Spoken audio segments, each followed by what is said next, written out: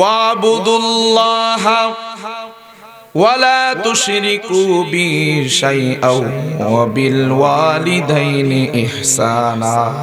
আল্লাহু আকবার। আল্লাহ তাআলা বলেন ওয়াবুদুল্লাহা, তোমরা আমি আল্লাহর ইবাদত করবা, আমি আল্লাহর গোলামি করবা। আপনারা জবান খুলে বলেন গোলামি হবে কার? গোলামি হবে একমাত্র আল্লাহর। আমরা আল্লাহ ছাড়া কাউকে প্রভু মনে করি না, ঠিক না বেঠিক? আমরা আল্লাহ ছাড়া কাউকে সৃষ্টিকর্তা মনে করি না, কারণ একমাত্র আল্লাহই আমাদের সৃষ্টিকর্তা, ঠিক না বেঠিক? আল্লাহ বলেন তোমরা আমি আল্লাহর ইবাদত বন্দেগী করবা।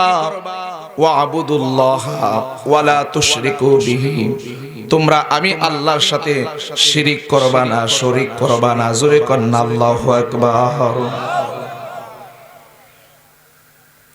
আল্লাহর সাথে শিরিক করা যাবে না,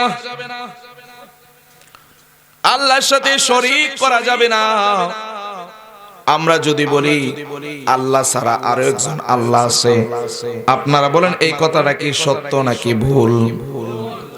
আল্লাহ ছাড়া কাউকে প্রভু মানা করা যাবে না, আল্লাহ ছাড়া অন্য কাউকে আল্লাহ মানা যাবে না, আল্লাহর সাথে কাউকে মিলানো যাবে না। এই কারণে আমরা আল্লাহকে আল্লাহ বলে মানি, রসুলকে রসুল বলে মানি, ঠিক না বেঠিক? আমরা আল্লাহর জায়গায় রসুলকে নেই না, রসুলের জায়গায় আল্লাহকে নেই না। কথা বলেন ঠিক না বেঠিক?